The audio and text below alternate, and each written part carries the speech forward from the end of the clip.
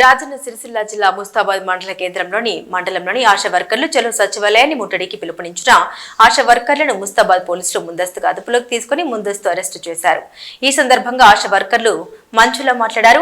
రాష్ట్ర ప్రభుత్వం ఆశా వర్కర్ల న్యాయమైన డిమాండ్లను పరిష్కరించాలని, మాకు కనీస వేతనం 18,000 రూపాయలు, ఉద్యోగ భద్రత, ప్రమాద బీమా కల్పించండి, కాంగ్రెస్ ప్రభుత్వాన్ని కోరుతూ మా న్యాయమైన డిమాండ్లను సమస్యలు పరిష్కరించాలని ప్రభుత్వాన్ని కోరారు.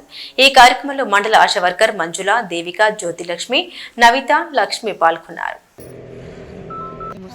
రాజన్న సిరిసిల్ల జిల్లాలోని ముస్తాబాద్ మండల్ రాజన్న సిరిసిల్ల జిల్లాలో ఆశా వర్కర్లందరిది ఇప్పుడు బడ్జెట్ సమావేశాలు ఉన్నాయి కాబట్టి ఒక ఆశతోని ఎట్లా అంటే మేము అసెంబ్లీ ముట్టడి అనేది మాకు సిఐటి ఆధ్వర్యంలో మాకు రాష్ట్ర కమిటీ పిలుపు ఇచ్చారు కాబట్టి వెళ్దామని చెప్పేసి అనుకున్న వాళ్ళకి మా హక్కుల కోసం మేము పోరాడే విధంగా మేము బయటకు వెళ్తాము అని చెప్పేస్తే ముందు అధికారులు మీరు బయటకు వెళ్ళాల్సిన అవసరం లేదు అని చెప్పేసి కలెక్టర్ గారు కానీ, డిఎంఎన్హెచ్ఓ గారు కానీ, మిగతా మాకు మెడికల్ ఆఫీసర్స్ కానీ అందరి ద్వారా ఆ విధంగా పోస్ట్ ఉంది. అసలు ఎవరు బయటకు వెళ్ళొద్దు అని చెప్పేసి అక్కడ నుండి ఉంది.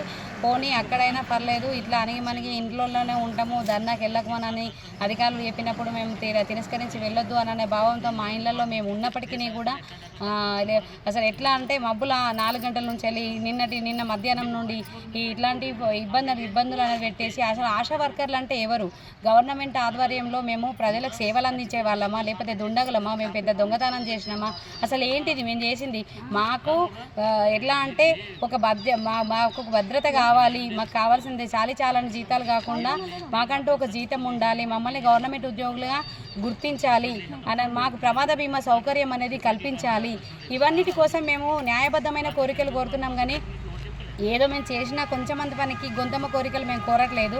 దానికి కూడా అడుక్కోవడానికి గవర్నమెంట్ ఆధ్వర్యంలోకి ఎలా అంటే ప్రతి ఒక్క అధికారులకు మేము వినతి పత్రాలు విన్నవించుకున్నప్పటికీ కూడా ఎవరు ఎలాంటి స్పందించకపోవడానికి మళ్ళీ కనీసం ఏమన్నా వెళ్ళి అసెంబ్లీ ముట్టడికైనా కానీ మేము కమిషనర్ దగ్గరికి వెళ్ళి కమిషనర్ గారినైనా కలిసి మేము చేస్తాము అని అంటే కూడా ఇంకోళ్ళని అమ్మ అన్నం పెట్టదు, అడుక్కుంటే అడుక్కోనివ్వదు అన్న విధంగానే ఉంది.